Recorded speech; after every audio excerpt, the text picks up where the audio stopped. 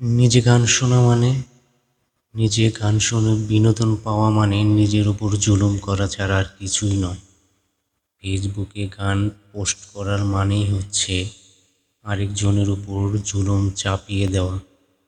আবেগ এবং অনুভূতিগুলোকে নিয়ন্ত্রণ করে ধরে রাখতে পারলেই ভালো থাকা যায়, কিন্তু যে থাকতে চায় না তাকে কিভাবে ধরে রাখা যায়?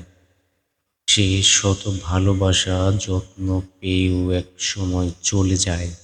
ম্যাচুরিটি এবং পরিপূর্ণতা আসে সঠিকভাবে দিন পালনের মাধ্যমে। আল্লাহর চেয়ে কখনো কাউকে বেশি ভালোবাসা যায় না, বা যাবেও না কখনো। আমাদের রবের প্রতি পরিপূর্ণ ভালোবাসা থাকতে হবে। এটা আপনি তখনই অনুভব করবেন যখন আপনি বিপদে পড়বেন, তখন কাউকে যখন পাশে পাবেন না, তখন রবের অভাবটা অনুভব করবেন। মানুষ যখন আপনাকে প্রচণ্ড আঘাত দিবে, যন্ত্রণা দেবে, তখনই অনুভব করবেন সৃষ্টিকর্তার অভাব। এজন্যই আল্লাহকে ভালোবাসুন, আল্লাহর ভালোবাসা অর্জন করুন। আল্লাহকে ভালোবাসার মাধ্যমে নিজের প্রয়োজন সব কিছু পরিপূর্ণ হয়ে যাবে।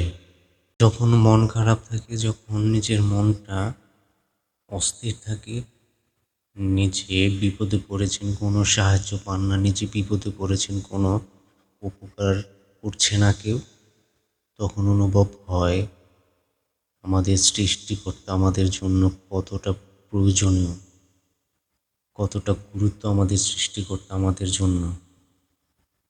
বিপদে পড়লেই বোঝা যায়। এই জন্য আল্লাহর উপর ভালোবাসা অর্জন করা, আল্লাহর কথা স্মরণ করা, আল্লাহর কথা প্রতি মুহূর্তে মনে রাখা, আল্লাহকে ভালোবাসা, আল্লাহকে ভালোবাসার মাধ্যমে সব কিছু পাওয়া যায়। স্বয়ং বিধাতা যদি চায় তখন আমাকে পরিপূর্ণ করে দিতে পারে। স্বয়ং বিধাতা যদি না চায় তাহলে কেউ আমাকে পরিপূর্ণ করে দিতে পারবে না কখনোই। এজন্য নিজের আবেগ অনুভূতি সব কিছু নিয়ন্ত্রণ রাখাই হচ্ছে বুদ্ধিমানের কাজ। আবেগ অনুভূতি একমাত্র স্বয়ং সৃষ্টিকর্তার প্রতি দেখানো উচিত, তাছাড়া আর কারো প্রতিই নয়। ধন্যবাদ সবাইকে।